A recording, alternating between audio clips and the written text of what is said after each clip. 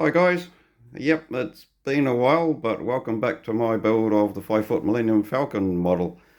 Um, First up, I'm gonna just say I haven't really been doing anything for 3 to 4 months as I had a medical issue, and that was a retinal detachment in my left eye, which I've had to have major eye surgery, and I can sort of happily report now to everyone that my eye is good enough to get back onto the model.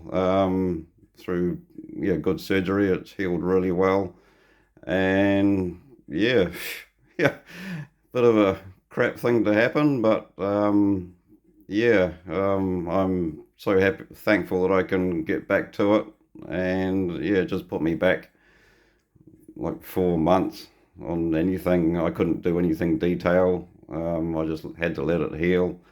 Um, Looking at screens and things just made me tired, and just it's just general healing and waiting for it to the sight to settle down, which it has. And now I'm just getting back into it. Yeah, so that's where I've been for 4 or 5 months. A bit quiet, but yeah, I just it's a bit not upsetting, but you walk into your room and here and see the model, and you can't do anything, and there was the possibility I might not be able to do anything if the sight hadn't come back. So it's pretty much 10% loss of sight, which may or come back over the next year, I'm told, which I'm really happy about. But right now, I'm thankful for the sight that I've got.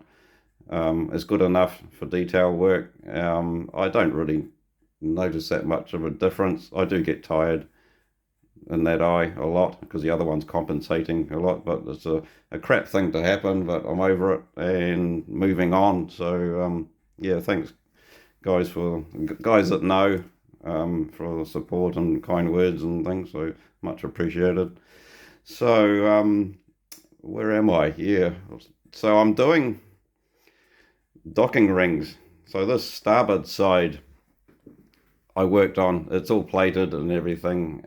I can't remember if I showed how I did the process and things, but I'm going to show you how I plate the docking ring in a minute. But for right now, get my hand out of the way there. Just done the side walls here.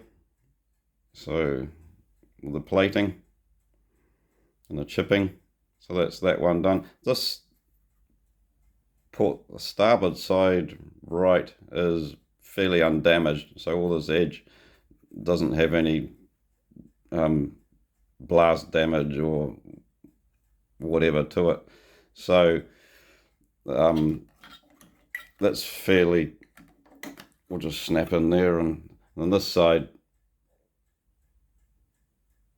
actually, sorry, I'm getting my size mixed up. This is damaged on this side, and so is this, like major damage. It's the port side that doesn't have any damage as such. Yeah. So sorry about that. I'm just getting my sides mixed up. But yeah, it's interesting. The side plates. This is made up of 2 layers. So you've got like your base wall and then the plating, and then that's it. But this side has 3 layers. So you've got your base plate, a very thin styrene sheet underneath there, and then the armor plating on top of that, which more or less hides the thin sheet of styrene underneath. And that's how they did a lot of things all around the ship, to get the thin sort of plating damaged look, like the skin tearing up off the ship, which was just magnificent detailing by the ILM crew, I think. And it's you get better at replicating it with heating, and just bending and folding the thin styrene, and even the armor the armor plating here that gets all turned up and through pliers and heat and whatever manner to use. So that's the starboard side. So over here, I'm working on the port side docking ring.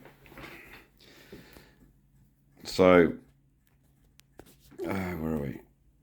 Yeah, so right now doing all the plating here. As you can see, I've just started that. So this, my colleagues provided the blank docking rings as such, and the cutting templates for all the armor plate, and I'm sort of modifying it a bit to what I see, just get it a bit more accurate. But these templates are just awesome for the basic, like the lines where each plate goes. So thankful to those guys for all the work that was done, and yeah, how we worked it out, and so much easier. So yeah, these templates, or these ones, yes, I'm working my way around. They're all numbered so I don't lose track of where they are, and you have to work, where are we? Yeah, I'm working my way around that way. So I'm up to number 17 now, and this is like thin artist card, which is lovely to cut, almost like the thin styrene, and cut out with a sharp X-Acto knife, placed up to here, and each one is, I'm looking at ref on the computer and things, and just seeing if it matches pretty much exactly to all the details and the cutouts, how they marry up to each other. And here we have all the kit parts, or a lot of them, that were actually on this docking ring, and as I've said in the past, kit parts don't lie. That's the studio scale rule. When you marry them up to your lines, your panels, they should all match. So yeah, that's the myriad of kit parts that I'm going to apply after all this plating's on. But I do marry up the kit parts to the panels as I go along, because I'm modifying all these cutouts and notches and things. So this one here is next, number 16. So I'm already looking at it and modifying where the notches are cut out, and then also looking at this one to see where it butts up to the next one. So yeah, it's tedious. The styrene is this one that I use, 0.15, 0.4 millimeters, because I work in metric. So yeah, but it bends to the curvature of the hair very well. And I use the CA glue to get it down there with a bit of kicker, and yeah, it just sits there really nice. So yeah, I've gone the individual panel way because that's how ILM did it.